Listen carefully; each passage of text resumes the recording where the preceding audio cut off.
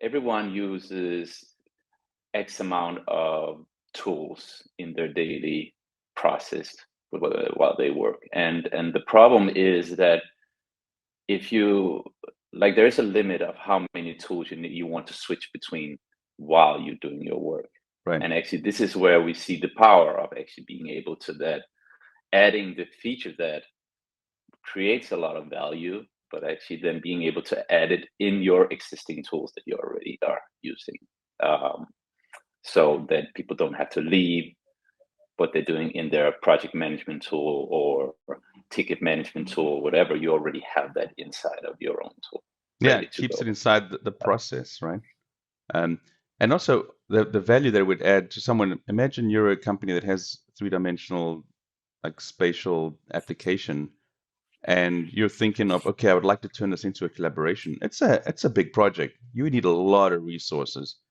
Um, for you to go out and build your own synchronization state engine that synchronizes between everyone, for you to go and integrate your own video conferencing, your chat, turn it into, meetings that can host hundreds of people. Like just doing that well is a company upon its own. And so it really becomes prohibitive Yeah. for someone to say casually, oh, let's add, live video chat avatar experience to our three-dimensional web viewer. It's taken us years to do that well. And so what we're doing now is we're letting people consider that. It's like, like today, everything is collaborative, everything's real time. When they're using two-dimensional apps, whether it's Notion, whether it's Google Docs, whether it's Figma, these design tools are already Miro. They're already designed for people to be inside together with mouse and so on. And so how do you take that very popular and valuable network effect collaboration Yes. moment and bring it to three-dimensional spatial data? And what's really exciting about this is that it's more than just collaboration. It sounds kind of sci-fi, but you're building a virtual teleportation machine. I mean, your app became like an individual three-dimensional data viewer, and it becomes a space, a location, a place people go and hang out where they discuss it as if they were there together. And it's important that you use a sync engine and the system as opposed to say just screen sharing something in a video conference, because when you're screen sharing, firstly you're just sending your point of view. There's no sense of the person being somewhere with you, and secondly, the video quality is really, really inferior.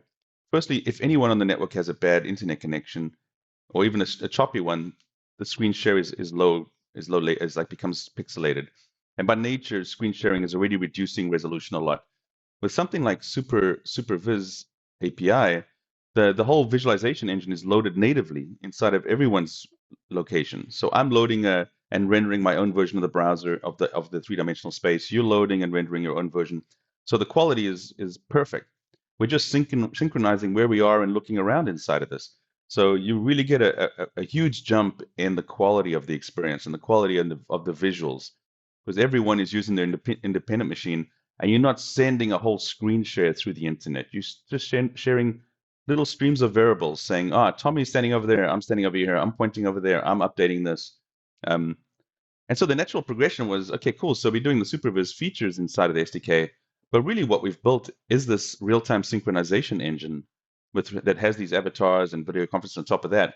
So we opened up access to that as well, which gets exciting because now you can synchronize any property in your application between everyone. So it's not just adding SuperViz style functionality with avatars and web chat and video conferencing to your app, but we'll take care of synchronization of anything, whether it's collaborative editing, whether it's I'm changing a simulation inside the 3D space to have that moment synchronized to everybody else.